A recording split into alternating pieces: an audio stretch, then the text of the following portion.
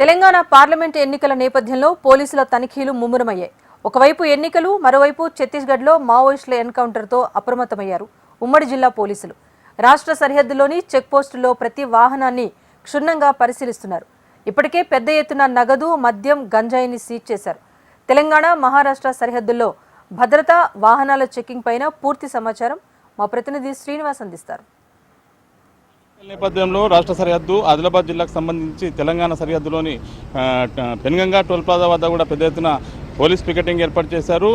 ఆదిలాబాద్ జిల్లాకు 4 దిక్కులో కూడా మహారాష్ట్ర ఉండడం చేత ఈ ప్రాంతం నుంచి రవాణా వ్యవస్థ కూడా కొనసాగుతున్న నేపథ్యం. ఇదే నేపథ్యంలో ఎలాంటి అక్రమాలు జరగకుండా ముందస్తు చర్యల్లో భాగంగానే చెకింగ్స్ నడుస్తూ ఉన్నాయి.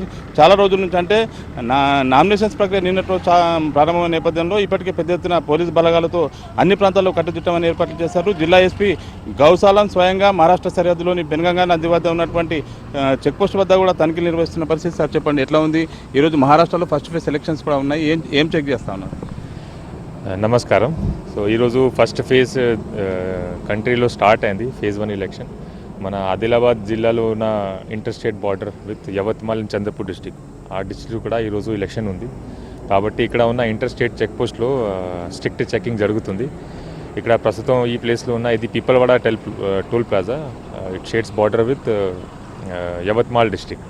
సో అక్కడ నుంచి వచ్చిన vehicles and from Telangana side ఏమైనా వెహికల్స్ అక్కడ వెళ్తుంది, అన్ని వెహికల్స్ చెకింగ్ అవుతుంది. సో అక్కడ సైలెన్స్ పీరియడ్స్ ఉంది కాబట్టి 48 hours సైలెన్స్ పీరియడ్ ఉంటాయి before closing a poll. Any unauthorised person also అక్కడ ఎవరైనా వెళ్తున్నారా అది వాళ్ళకి కూడా ఐడెంటిటీ మేము చెక్ చేస్తున్నాము. మొత్తం జిల్లాలో ఇప్పుడు 6 ఇంటర్ స్టేట్ చెక్ పోస్ట్ జరుగుతుంది. దీంట్లో 3 చెక్ పోస్ట్ ఇక్కడ పీపల్వాడలో, ఆనంద్పూర్ ఒకటి, జయనాథ్ మండల్లో ఒకటి, శంకర్ కూడా, ఇంకొకటి మేడిగూడలో కూడా టెంపరీగా మేము స్టార్ట్ చేసాము చంద్రపూర్ బార్డర్లో. ఈ 4 inter state check post last 2 days నుంచి స్పెషల్గా నడుస్తుంది. అండ్ పర్మనెంట్ కూడా 3 ఇంటర్ స్టేట్ చెక్ పోస్ట్ నడుస్తుంది. సో అన్ని ప్లేసెస్లో స్ట్రిక్ట్ చెకింగ్ జరుగుతుంది. And in addition to vehicle checking వాళ్ళకి పర్సన్స్కి కూడా ఐడెంటిటీ, ఎవరైనా మహారాష్ట్ర లోపల వెళ్తున్నారో వాళ్ళకి కూడా ఐడెంటిటీ చెక్ చేస్తున్నాము. ఇది కాకుండా డ్రై డే కూడా 5 kilometers లోపల బార్డర్ నుంచి ఏరియాలో డ్రై డే కూడా డిక్లేర్ అయింది. మన ఏరియాలో 5 kilometers లోపల వరకు ఏం వైన్ షాప్ లేదు, కానీ ఏమైనా ఉంటే అక్కడ కూడా ఆల్ సేల్ ఆఫ్ లిక్కర్ కూడా బ్యాన్ ఉంది. అంటే మహారాష్ట్రానికి సంబంధించిన దేశీదారు మద్యం పెద్ద ఎత్తున సప్లై అవుతుందని చెప్పి ఆరోపణలు వస్తున్న నేపథ్యం అంటే ఇప్పటికీ చాలా దాడుల్లో కూడా పట్టుబడ్డ పరిస్థితి ఎట్లా ఉంటుంది? దేశీదారు స్మగ్లింగ్ ఒక పెద్ద విషయం ఉంది ఇక్కడ. ఎందుకంటే మహారాష్ట్ర సైడ్లో ఇది లీగల్ ఉంది, కానీ మన సైడ్ బ్యాన్ ఉంది ఇది.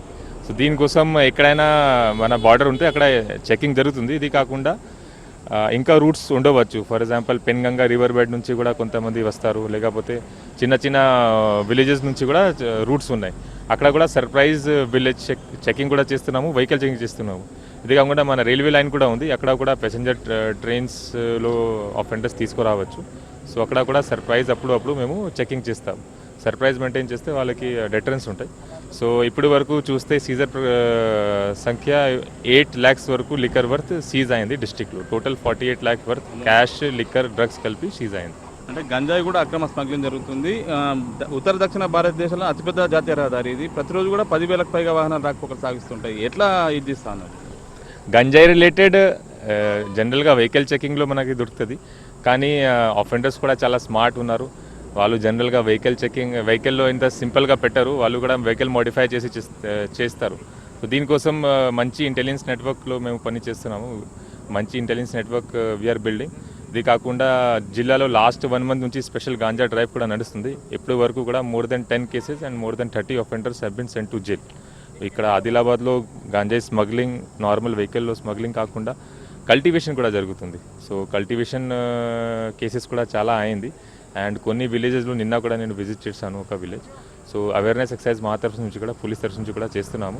ఎందుకంటే చాలామందికి ఇక్కడ హ్యాబిట్ ఉంది గాంజా కల్టివేషన్ చేయడానికి, అండ్ దీంట్లో కూడా చాలామంది అమ్మేస్తున్నారు. సో ఓటర్లకి ఏం అప్పీల్ చేస్తాం? ఓటర్కి ఇదే అప్పీల్.